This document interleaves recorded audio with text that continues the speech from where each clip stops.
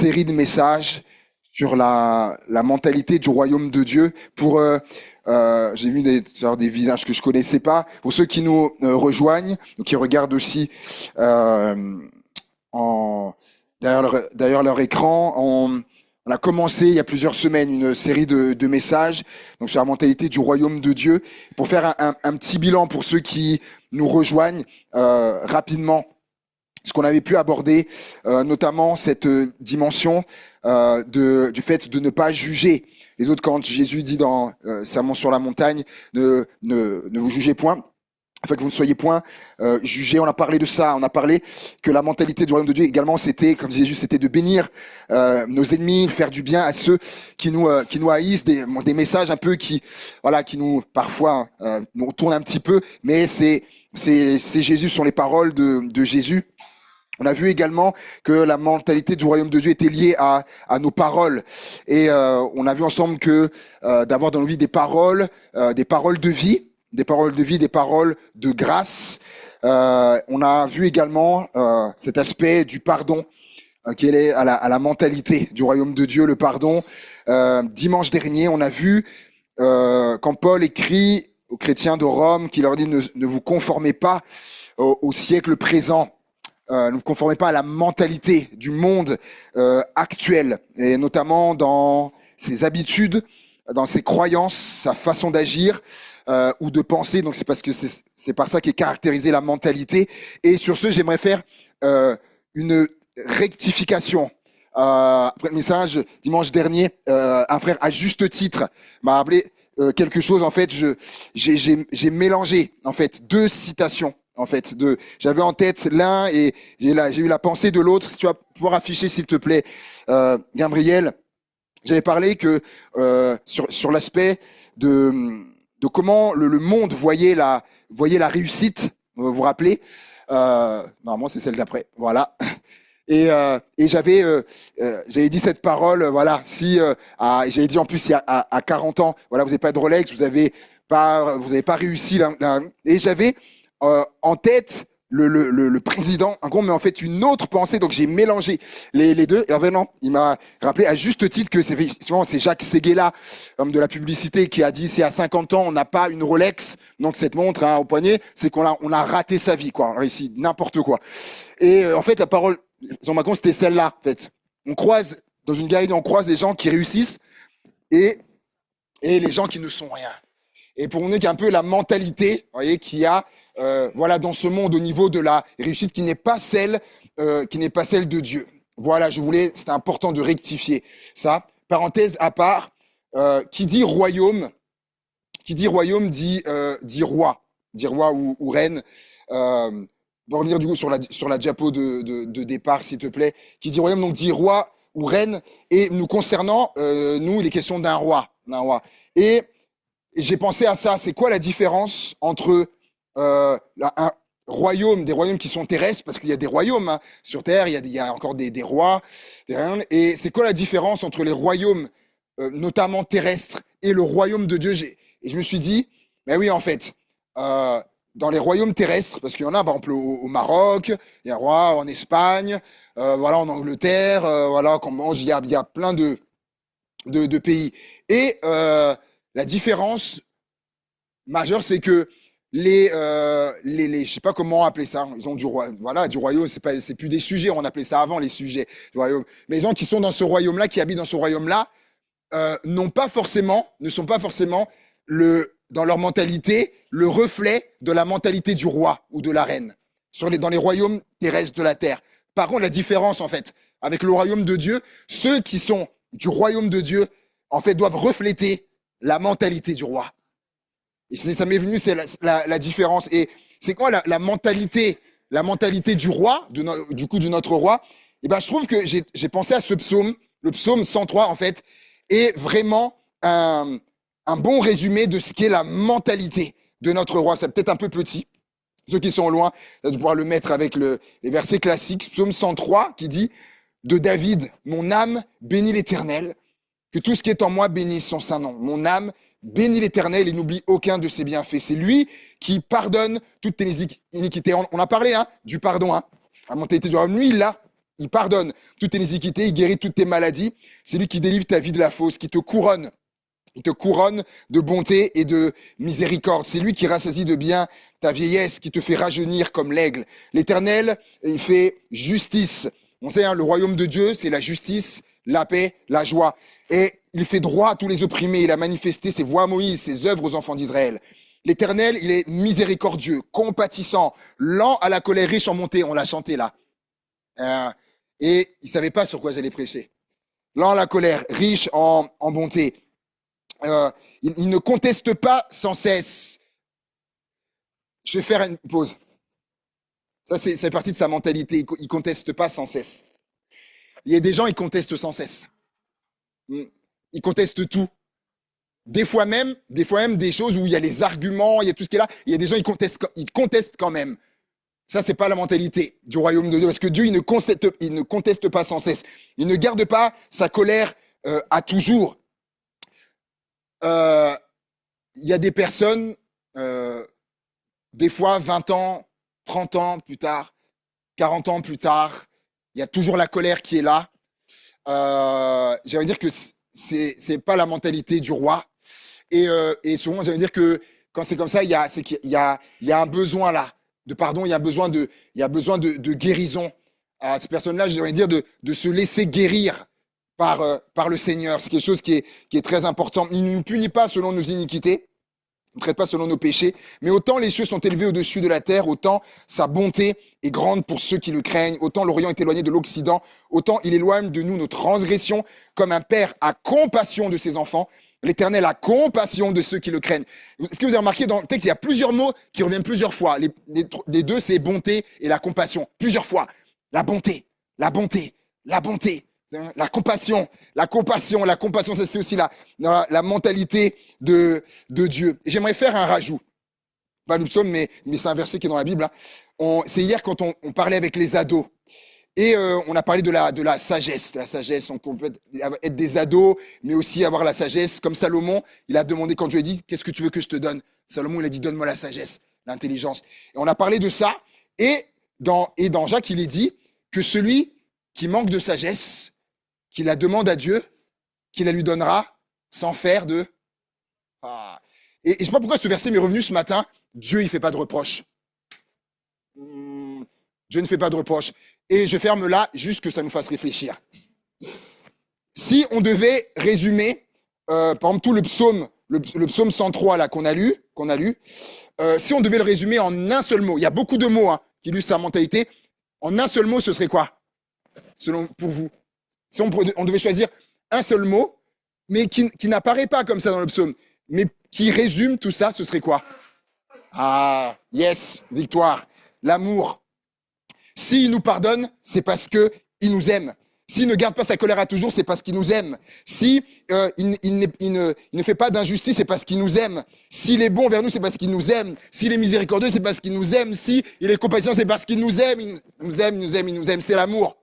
C'est l'amour. Et c'est logique, puisque la Bible dit que Dieu est amour. En fait, il faut comprendre que c'est sa nature, l'amour. C'est sa nature. En fait, Dieu ne peut pas faire autrement que d'aimer. En fait, et tout ce qu'il fait, dit, entreprend, tout est motivé par l'amour. En fait, et même quand il nous corrige, qu'il nous redresse, même ça, c'est dans l'amour. C'est parce qu'il veut pas qu'on se perde. Il veut pas qu'on aille droit dans le mur. Il veut pas qu'on tombe dans le ravin.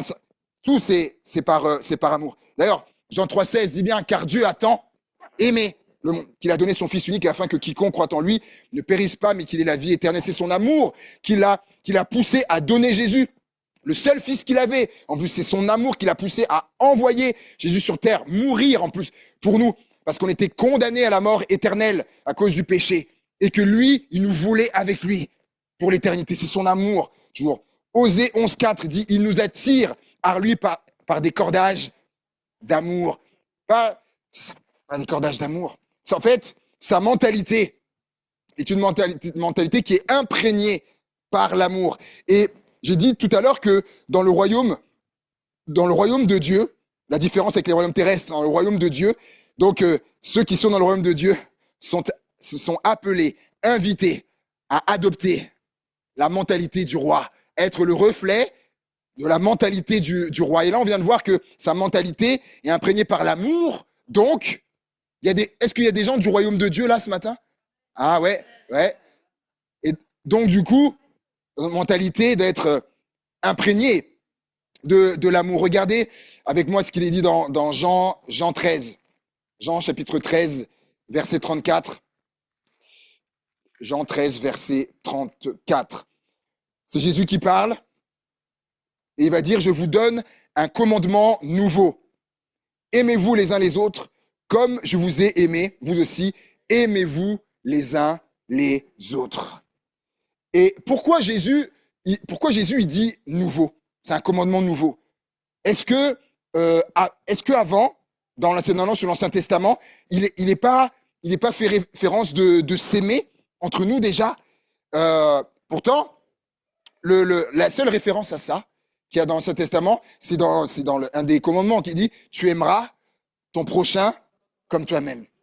Et en fait, ce qui se passe, c'est que en fait ce commandement, il a tellement il n'a pas été respecté en fait au fil des siècles, etc., des années, des siècles et tout ça, qu'en fait ce commandement, il est comme devenu ancien. Vous allez comprendre après.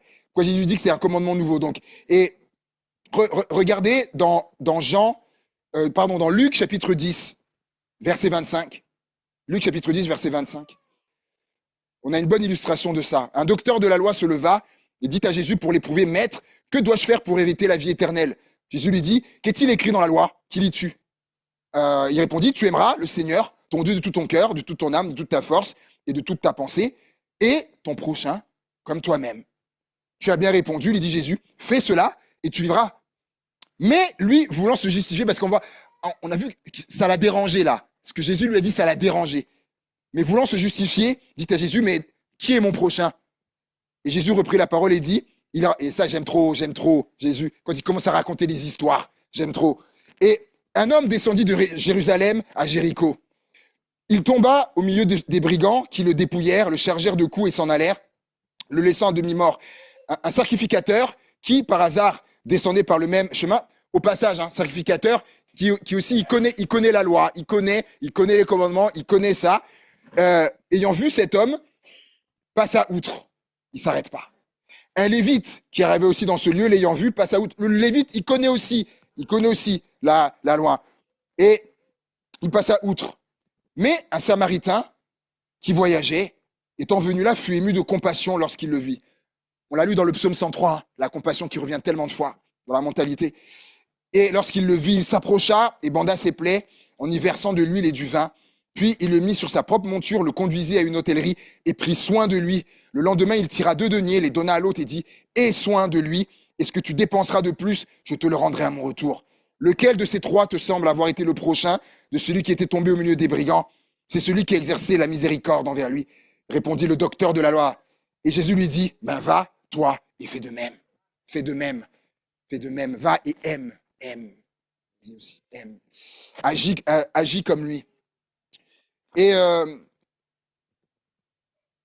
vous avez vu ce qu'a fait les hommes qui sont passés, hein, le sacrificateur, il a vu, hein, l'homme qui était à demi-mort, battu, il passe à côté.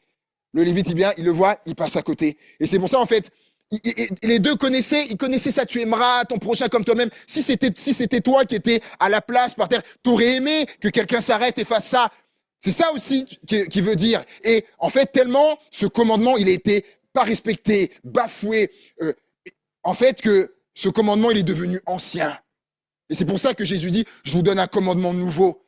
Parce que ce qu'on vous a dit, là, t'aimeras ton prochain, c'est comme si vous en avez rien fait de ça. Donc je vous en donne à nouveau. Vous aimez-vous les uns les autres. Aimez-vous les uns les autres. Et en fait, pourquoi il est nouveau aussi, c'est que en fait, c'était la loi, ça faisait partie de la loi. En fait, et eux le prenaient comme une obligation. Tu dois, en fait, tu es obligé d'aimer. Tu dois aimer ton prochain comme toi-même. Sauf que ils avaient la loi, du coup, mais ils n'avaient pas la force, en fait, d'aimer. Et là, quand Jésus, il dit, je vous donne un commandement nouveau. En fait, il nous donne aussi la force de pouvoir aimer. C'est pour ça que c'est nouveau aussi. Et regardez dans Jean 15. Dans Jean 15, Dans Jean 15, 12, il va le répéter. Jean 15, chapitre 12. C'est ici mon commandement. Mais là, du coup, il dit plus nouveau, puisqu'il a déjà dit. C'est ici mon commandement. Aimez-vous les uns les autres comme je vous ai aimé. Et ce qu'il faut comprendre, on se dit, mais pourquoi Jésus, il le répète, ça fait 3 fois qu'il le dit. La première fois, il le dit 2 fois. Aimez-vous les uns les autres, comme je vous ai aimé, je vous le dis, aimez-vous les uns les autres. Et là, ça fait 3. Dire quoi? Les disciples, ils n'ont pas compris. Pourquoi Jésus, il répète encore comme ça? Des fois, on a besoin aussi que les choses nous soient dites plusieurs fois. Mais en fait, il faut comprendre là, ce qui se passe. Jean 15, Jean 14, 15, 16. En fait, là, on est dans la fin de la vie de Jésus. Jésus, il va bientôt à Jérusalem, il va mourir. Il va mourir bientôt. Et en fait, c'est les derniers enseignements qu'il laisse à ses disciples. Vous savez, quand quelqu'un va mourir, ses dernières paroles, elles sont très lourdes de sens. Quelqu'un qui va mourir, parce que quelqu'un qui va mourir, il va pas être là à dire, être dans des futilités, tout ça. Non, non, non. Ce qu'il va dire là, ou ce qu'elle va dire, c'est vraiment important. Et c'est capital. Et il faut prêter une attention à ça. Tout comme justement le testament, qui est comme les dernières volontés d'une personne, que on doit justement respecter scrupuleusement. D'ailleurs, vous l'avez vu, quand il y a des testaments, on peut pas tortiller. Non, non, non. On doit respecter. C'était les dernières volontés de la personne. Et là, on est dans les dernières volontés de Jésus. Ce qu'il faut bien comprendre, c'est comme un peu comme un testament qu'il laisse à ses disciples. Et ce qu'il leur dit, aimez-vous les uns les autres. Aimez-vous les uns les autres. Et pourquoi aussi Jésus le redit? Parce que Jésus sait aussi pertinemment qu'il y aura des choses, il y aura des événements, des circonstances, des personnes qui viendront et voudront affaiblir cet amour, voudront éteindre cet amour, voudront détruire cet amour. Et c'est pour ça qu'il leur dit la clé, la solution que je vous donne, c'est de vous aimer les uns les autres. Mais pas n'importe comment. Il leur dit, aimez-vous les uns les autres comme je vous ai aimé. Donc, pour comprendre ça, il faut voir comment Jésus a aimé, du coup.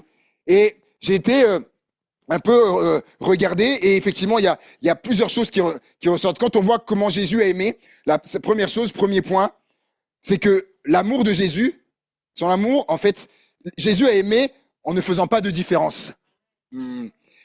Les disciples qui sont là autour de lui, mes amis, ils sont tous différents. Il y a Pierre, qui est prétentieux, qui est un peu le prétentieux, Il dit, toujours en premier, non, moi, si tous t'abandonnent, moi, je t'abandonnerai jamais, Seigneur. Moi. Il est toujours, moi, Pierre. Il y avait aussi les frères du fils du tonnerre, les frères. C'est-à-dire que les gens, Seigneur, ils arrivent, les Samaritains, est-ce que tu veux qu'on commande au feu du ciel de descendre pour consumer les Samaritains? Il dit, mais vous savez même pas de quel esprit vous êtes animés. C'était là les bouillants comme ça, là, mais pas bouillants dans le bon sens, ça.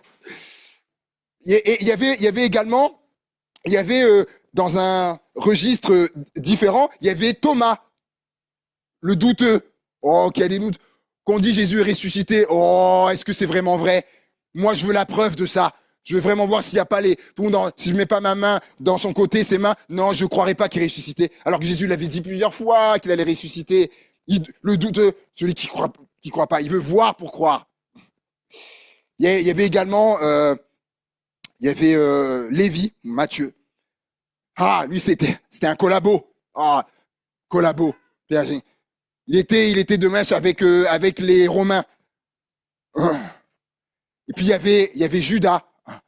Il y avait Judas. Dans la caisse, hop, dans la poche, le voleur. Et tout ça, c'était la bande de Jésus. Ouais. Mais Jésus les a tous aimés de la même manière, sans faire de différence. Et là, peut-être certains diraient, bon, sans différence. Et là, ce qui est vraiment marquant, c'est dans Jean 13, là où il va leur dire, on a lu le verset 34, et on va remonter un peu. Et on va aller au verset 1er. Au verset 1er. Après la fête de Pâques, Non, on va dire verset 2. Non, c'est important, verset 1er. Avant la fête de Pâques, Jésus, sachant que son heure était venue, de passer de ce monde au Père, ayant aimé les siens, qui étaient dans le monde, mit le comble à son amour pour eux. Pendant le souper, lorsque le diable avait déjà inspiré au cœur de Judas Iscario, fils de Simon, le dessein de le livrer, Jésus savait que le Père avait remis toutes choses entre ses mains, qu'il était venu de Dieu et qu'il s'en allait à Dieu. Il se leva de table, ôta ses vêtements et prit un linge dont il se ceignit. Ensuite, il versa de l'eau dans un bassin et il se mit à laver les pieds des disciples et à les essuyer avec le linge dont il était saint. À laver les pieds des disciples. De tous. Même Judas. Parce que si ça avait été nous, là, peut-être, à notre place, on aurait été, voilà, déjà, faut le faire déjà, hein, quand même, hein. Allez, laver les pieds. Bon, il y a Pierre, voilà, ok, Thomas, et Jude aussi, pas parler de Nathanaël, voilà, Jacques, Jean, etc. Tout cela. Et puis, je ne sais pas s'il a été à la fin ou s'il avait été, admettons qu'il était au milieu. Certains d'entre nous, peut-être, auraient lavé les pieds là, arrivé à Judas, hop, on passe. Oh, on met un autre. Voilà. Mais Jésus, il a lavé les pieds de chaque. Son amour, il faisait pas de différence dans son amour. Et rappelez-vous, hein, on est appelé à avoir cette mentalité dans notre amour, à ne pas faire de différence. Et aimez-vous les uns les autres, peu importe vos différences de peau, différences culturelles, éducatives, d'opinion, etc. Jésus dit, aimez-vous les uns les autres. Et c'est ce qui est beau avec l'Église, justement. Et deuxièmement, l'amour de Jésus, quand on regarde, Jésus, donc il aimait sans faire de différence, et il aimait, son amour, il était inconditionnel. Je m'explique. Les disciples, on l'a vu, ils étaient tous différents, et ils étaient également de différentes conditions.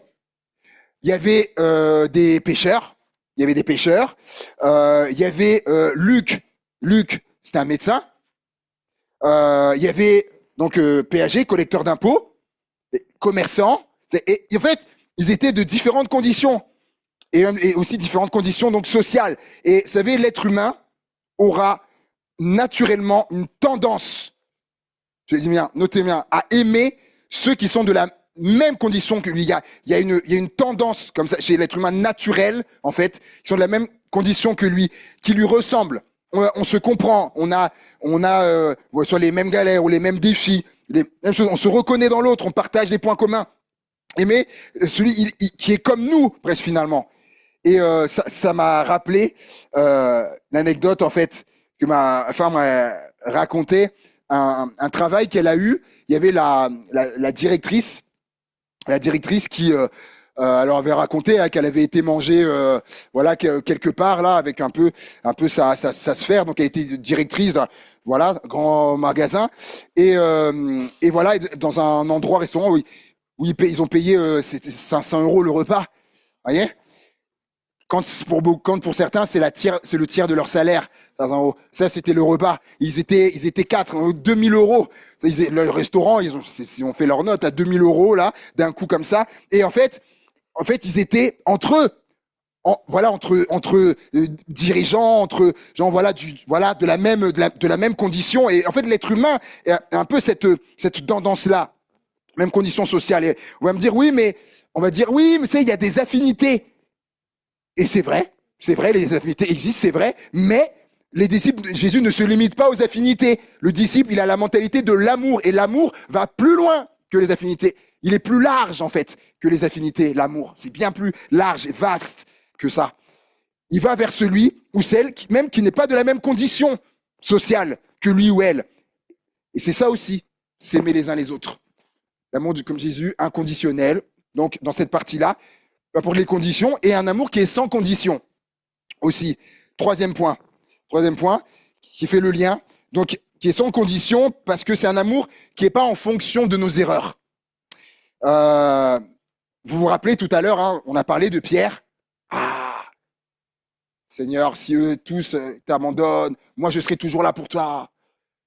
Lorsque il est là autour de ce feu, Son Jésus lui avait dit, hein, il est là, et qu'on va dire, on va dire, mais toi, tu es l'un d'eux, tu es un de ses disciples, toi. Toi aussi, tu suivais Jésus. Ah non, non, non, ah non, ah non, non. Et je ne sais plus combien de fois c'est arrivé qu'on lui a posé la question. On peut dire, mais 3 fois. 3 fois, merci. C'est bien les gens assidus de la Bible, c'est bien. Et à chaque fois, il va renier. Il va dire non, non, non, je ne le connais pas. Et il y a même un évangile qui va dire, il va jurer avec imprécation. Et lorsque, vous savez que après dans Jean 21, Jésus et Pierre, ils vont se retrouver. Il va y avoir un face-à-face là. Et vous allez voir, c'est magnifique. J'aime tellement ça. Et vous savez que Jésus il va lui poser la question 3 fois, effectivement, par rapport au reniement. Il va lui poser la question, m'aimes-tu, Pierre? Est-ce que tu m'aimes? Il va dire, oui, je t'aime, etc. On va voir. Puis il va dire à la fin, tu sais toutes choses, voilà, tu sais que je t'aime. Et vous savez, Jésus aurait pu lui rappeler, dire, tu vois, tu disais que, Pierre, qu'est-ce que tu disais déjà? Que toi, tu me laisserais jamais? Que tout cela, mais que toi, c'est ça que tu disais, Pierre. Ben, c'est étonnant parce que à la croix, t'étais pas là. Il y avait Jean, mais toi, t'étais pas là, Pierre. Jésus, il aurait pu dire ça, mais il n'a pas fait. Il n'a pas fait. Pourquoi? Parce que rappeler la faute de quelqu'un, ça, c'est pas s'aimer les uns les autres, ça. C'est pas la mentalité du roi, rappeler la faute, l'offense de l'autre. Et s'il avait dit ça, il l'aurait humilié. Et c'est pas du tout, c'est impossible que Dieu fasse ça. Pas dans sa mentalité d'humilier, il l'aurait achevé. Parce qu'à ce moment-là, Pierre, il est dans une très grande fragilité. Sa foi, elle est au plus bas. Si Jésus avait fait ça, c'était terminé. Le cassé. La preuve, il était même plus dans la mission. Il était retourné à son travail d'avant qu'il avait laissé poursuivre Jésus. Il était retourné pour montrer un peu comment il allait mal. Et mais ce qui est beau, c'est que Jésus va lui dire, Jésus va lui montrer, il va lui dire, vas-y Pierre, il va dire, paie mes agneaux, paie mes brebis, vas-y.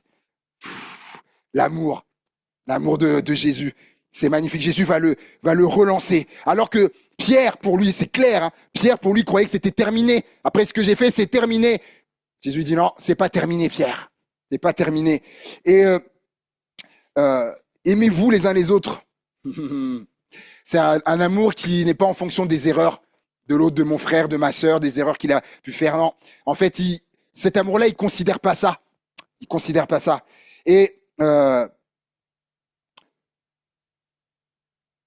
que je remarque, c'est que Jésus, parce que par rapport à ce que j'ai dit tout à l'heure, quelque part, en fait, je réouvre la parenthèse. En fait, là, Jésus, du coup, Jésus, il lui fait aucun reproche. Il a demandé, m'aimes-tu? Après, il dit, va, paie mes agneaux, paie mes brebis. Aucun reproche. Et en faisant ça, Jésus, il a fait quelque chose, en fait. Jésus, il a couvert. Je vais m'expliquer. 4e point. L'amour de Jésus, auquel aussi on est appelé, c'est un amour qui couvre. 1 Pierre, chapitre 4, verset 8. Avant tout, ayez les uns pour les autres un ardent amour, car l'amour couvre une multitude de péchés. Là, peut-être, certains, ça va peut-être leur faire drôle, peut-être, ils n'ont pas été confrontés à ça, mais c'est la parole de Dieu. Avant tout, ayez les uns pour les autres un ardent amour, ardent qui signifie qu'il y a de l'ardeur, fervent, enthousiaste, passionné, un amour les uns pour les autres, car l'amour couvre une multitude de péchés. Le rappel de ça est dans Proverbes, chapitre 10, verset 12, la haine excite les querelles, mais l'amour couvre toutes les fautes. Ah là, les frères et sœurs, il nous demande en fait cet amour de couvrir les fautes, en fait, et même Dieu, donc Dieu nous demande de couvrir les fautes des autres. Et on va expliquer après les fautes, péchés des autres. En fait, il ne nous demande pas d'être d'accord avec ça ou de valider. Non, c'est pas ça. Et en fait, cet amour-là couvre comme en fait, voilà, un peu l'image. Il y a les éléments de la scène et il y a ce drap qui est là et qui couvre, ce qui est, on ne voit plus ce qui est derrière. On ne doit plus voir les fautes des autres. Et pourquoi il nous demande ça? Pourquoi il nous demande ça? Eh ben, parce que lui-même a fait ça pour nous. Romains 4, verset 7, je ne sais pas si je l'ai mis. Romains chapitre 4, verset 7. Heureux ceux dont les iniquités sont pardonnées et dont les péchés sont couverts.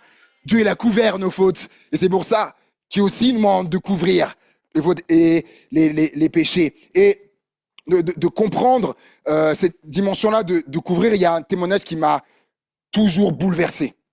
C'est un pasteur, il raconte, un jour, il est en train de marcher et il voit, au loin, il aperçoit un homme et il a l'impression de le connaître. Il regarde, il dit, oui, c'est bien lui, c'est un frère de l'église. C'est un frère de l'église, son église.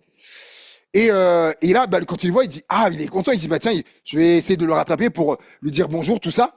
Et en fait, lorsqu'il arrive, il n'a pas le temps, et il voit ce frère qui rentre dans un endroit qui n'est pas le plus joli des endroits, où il ne se fait pas de belles choses dans cet endroit.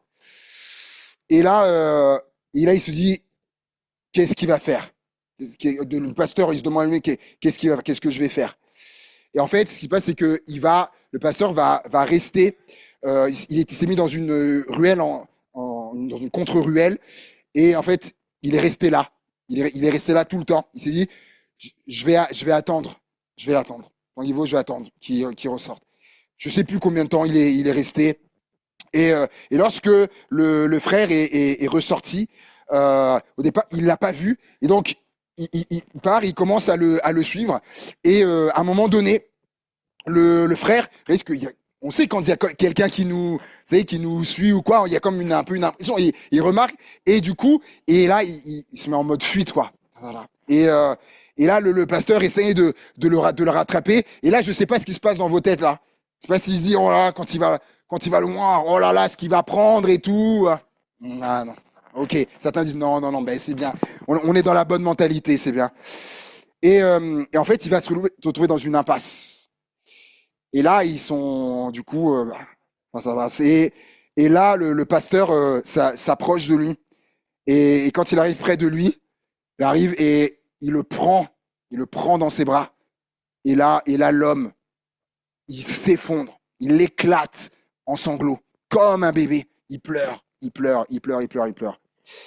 j'ai lu ce témoignage dans un livre, et ce qui m'a marqué, c'est qu'il raconte, après, il dit que par la suite, voilà, l'homme a vécu une restauration, réhabilitation, voilà, vraiment, voilà, Dieu a fait le ménage, et c'est cet homme-là, qui aujourd'hui, il dit, c'est un pilier dans son église. Il raconte qu'il avait deux choix à ce moment-là. Lorsqu'il arrivait près de lui, s'il lui avait asséné des paroles de condamnation de choses, il dit, c'est comme pour Pierre là. Si Jésus avait... C'était terminé. Il lui dit, on le perdait même pour la foi, on le perdait. Et c'est magnifique l'amour. Aimez-vous les uns les autres. Et ça, c'est pas cacher quoi, c'est ça, couvrir. Et 1 Jean, chapitre 3, on va aller dans 1 Jean. Parce que Jean nous parle beaucoup de ça. 1 Jean, chapitre 3, verset 18. Petits enfants, n'aimons pas en parole et avec la langue, mais en action et avec vérité. 1 Jean 4, verset 7 à 9. Bien-aimés, aimons-nous les uns les autres, car l'amour est de Dieu, et quiconque aime est né de Dieu et connaît Dieu. Celui qui n'aime pas n'a pas connu Dieu. Oh, c'est fort. C'est fort. Celui qui n'aime pas n'a pas connu Dieu. Car Dieu est amour. 1 Jean, chapitre 4, verset 12. Personne n'a jamais vu Dieu. Si nous nous aimons les uns les autres, Dieu demeure en nous et son amour est parfait en nous. Mais c'est pas fini. Puis, il rajoute encore une couche encore, Jean. 1 Jean 4, verset 20 à 21. Si quelqu'un dit que j'aime Dieu, vous dites bien, si quelqu'un dit j'aime Dieu et qu'il haïsse son frère ou sa sœur, c'est un menteur. Un menteur. Car celui qui n'aime pas son frère, qu'il voit, comment peut-il aimer Dieu qu'il ne voit pas? Et nous avons de lui ce commandement que celui qui aime Dieu aime aussi son frère, sa sœur. Nous ne pouvons pas dire aimer Dieu qui est invisible, alors que si nous haïssons notre frère ou notre sœur que nous voyons, pour Dieu, il y a quelque chose, ça va pas, ça va pas ensemble en fait. Là, on se dit, tiens, mais là, dis donc, Jean, il met le paquet là. Ouais, mais c'est pas pour rien que Jean, son nom, en fait, l'appellation qu'il a, Jean, il est appelé le disciple de l'amour. Parce que c'était quelque chose chez Jean, une notion qui était très forte chez Jean, l'amour. Et c'est parce que l'amour, comme dit Colossiens 3,14, l'amour, c'est le lien de la perfection. Et en fait, c'est la chose, l'amour, on va le voir, c'est la chose la plus importante qui soit, en fait. Tu vas pouvoir mettre l'image, s'il te plaît. Plusieurs ici connaissent Steve Jobs, fondateur d'Apple. Il y en a peut-être certains qui ont le téléphone dans leur poche, sac à main, l'Apple. Le fondateur d'Apple, Steve Jobs, qui est décédé aujourd'hui, qui a eu un cancer. Dans Steve Jobs, The Last Words, les derniers mots de Steve Jobs. Vous parlez tout à l'heure des derniers mots de quelqu'un qui va partir. Si vous avez l'occasion de le lire, c'est phénoménal, c'est renversant. En fait, dans ses dernières paroles, il va dire il a réalisé en fait sur la fin des choses, et il va dire que en fait, à quoi ça sert d'avoir des montres? Il dit des montres à $50 000, des choses. Il dit en fait, mais ce qu'on veut, c'est avoir l'heure. En fait, il dit c'est avoir l'heure. Il dit et tout un tas de choses comme ça. Il dit mais dans des voitures qui coûtent $200 000, il dit quand je veux aller à un endroit, il dit pourquoi il faudrait que je sois dans une voiture à $300 000. Il dit oui, alors je vais y arriver plus vite. Et encore que s'il y a les limitations de vitesse, mais ce que je veux, c'est arriver là-bas, même si ça prend plus de temps, en fait. Et il y a tout un tas de réflexions comme ça. Faut les lire. Et il va dire à la fin, il dit en fait, il dit si vous pouvez vous laisser des choses, il dit en fait tout ça là, comme pour dire, il dit tout ça, c'est du vent. Il dit bah oui, on va laisser tout ça ici. Et là, on parle de quelqu'un qui était multimilliardaire. Ben oui, il a raison, alors que bien sûr, il est là, il va partir. Tous ces milliards là. Il reste là, il reste sur terre, et donc il réalise l'essence même des choses les plus importantes, et il va dire, en fait, ce qu'il faut, il faut qu'on s'aime les uns les autres. Il faut qu'on s'aime. On sent que c'est comme s'il veut vraiment léguer quelque chose. Il dit, il faut aimez-vous, qu'on s'aime, aimez vos familles, aimez vos enfants, etc., vos amis, tout ça. Il dit l'amour, il dit, c'est la plus grande des choses. Et oui. Et que dit la Bible? 3 choses demeurent. La foi, l'espérance et l'amour. Et la plus grande d'entre elles, c'est l'amour. L'amour, c'est l'amour. Galates, chapitre 5, verset 22, je crois que j'ai mis après. Et le fruit de l'esprit, c'est l'amour, la paix, la joie, la paix, la patience, la bonté, la bienveillance, la fidélité, la douceur et la tempérance, ou la maîtrise de soi. Vous avez vu? J'ai mis en rouge exprès. Ça commence par lequel? L'amour. Ça veut dire, c'est le hasard, ça aurait pu être... Non. Dieu, il fait rien par hasard. Si c'est en premier, c'est pour ça. C'est parce que c'est la chose la plus importante qui est l'amour. C'est pour ça que Jésus a dit, aimez-vous les uns les autres. Et je conclus en disant, à ceci, il dit, à ceci, tous connaîtront que vous êtes mes disciples si vous avez de l'amour les uns pour les autres. La plus grande preuve que nous sommes disciples de Jésus, c'est l'amour. En fait, on pourrait croire que c'est pas tout ce qu'on va accomplir pour Dieu, tout ce qu'on va faire. Non. La plus grande preuve qu'on est des disciples de Jésus, c'est si on s'aime les uns les autres. C'est ça. Et il dit, c'est à l'amour que nous nous portons les uns aux autres. Et si on s'aime les uns les autres. Et il dit, ce qu'il y aura comme conséquence, c'est que tous connaîtront. Alléluia. Tous connaîtront. Il dit, en fait, en vous aimant les uns les autres, il dit, il y aura un effet, il y aura un impact, il y aura des répercussions à ça. On va terminer avec la vidéo, s'il te plaît, Gabriel, qui illustre bien ça. En fait, le fait de s'aimer les uns les autres, car il dit à ceux-ci, tous connaîtront que vous êtes mes disciples. Ah, ça. Quelques secondes.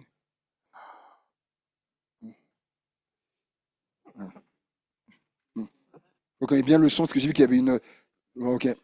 Hier, qu'il y avait un problème avec le son. Et Jésus m'a ouvert les yeux. Je viens d'un arrière-plan musulman. Nous sommes arrivés en France comme beaucoup d'immigrés pour des raisons économiques.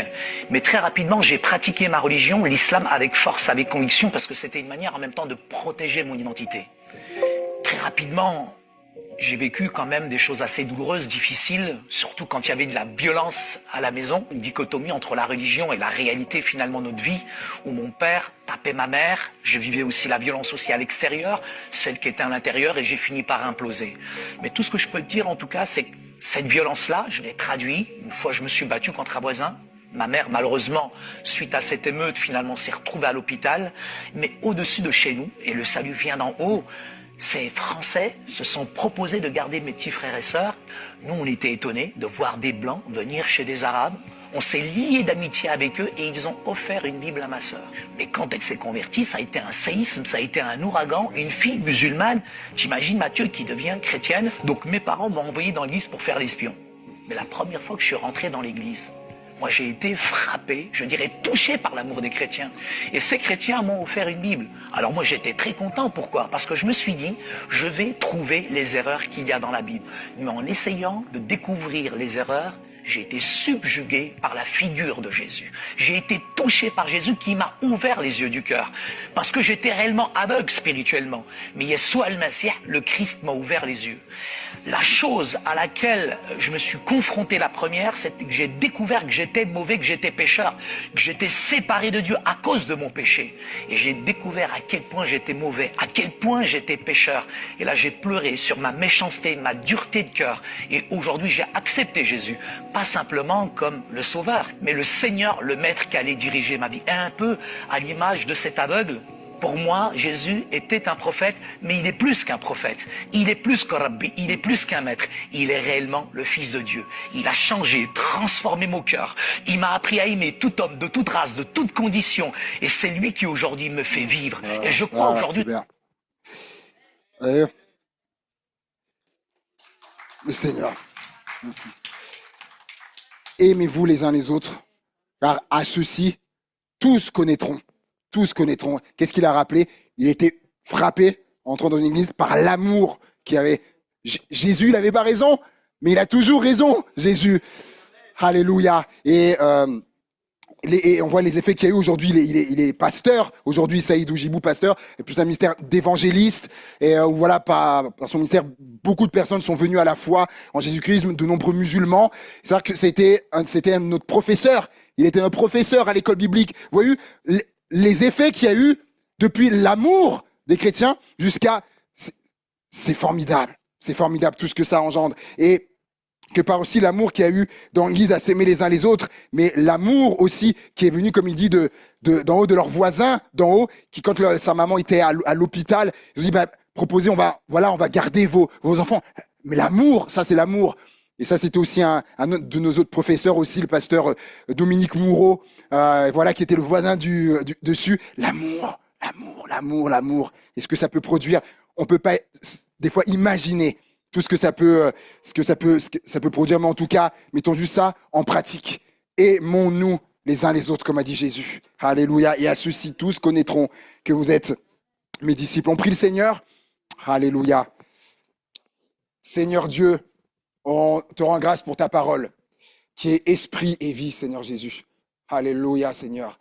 Que ta parole, elle produise son effet en nous, Seigneur. Qu'elle produise ce fruit, Seigneur mon Dieu, en nous. Alléluia. De la mise en pratique, Seigneur. Parce que ta parole, c'est la vérité. Seigneur, c'est la vérité, ta parole, Seigneur mon Dieu. Alors oui, mon Dieu, par le Saint-Esprit, comme tu as dit, aujourd'hui, ce qui est nouveau, c'est que tu donnes la force. Tu donnes la force, de nous aimer, quelles que soient les différences, Seigneur mon Dieu, quelles que soient les conditions différentes, quelles que soient les erreurs, Seigneur mon Dieu. Nous, Seigneur mon Dieu, aide-nous à couvrir, Seigneur mon Dieu, cet amour qui couvre comme toi, tu as couvert nos fautes, Seigneur Jésus. Et en ça, nous voulons te ressembler. Nous voulons être comme toi, avoir ta mentalité, Seigneur mon Dieu, qui est imprégnée par l'amour, mon Dieu. Et je sais que tu vas le faire. Je sais que tu vas exaucer cette prière, nos prières, Seigneur mon Dieu, et que nous allons voir les répercussions qui vont nous dépasser de l'amour, mon Dieu, que nous allons nous porter, que nous portons les uns aux autres, mon Dieu. Fais-nous grandir dans cet amour, Seigneur, mon Dieu. Élargis, comme m'a dit Paul, élargis nos cœurs parce qu'on peut avoir encore plus d'amour, Seigneur, mon Dieu. Oh Seigneur, merci d'avance pour ce que tu fais et ce que tu vas faire, mon Dieu, dans cette église et autour, Seigneur, mon Dieu, de cette église, Père, dans le nom de Jésus. Amen. Amen. Amen. Amen.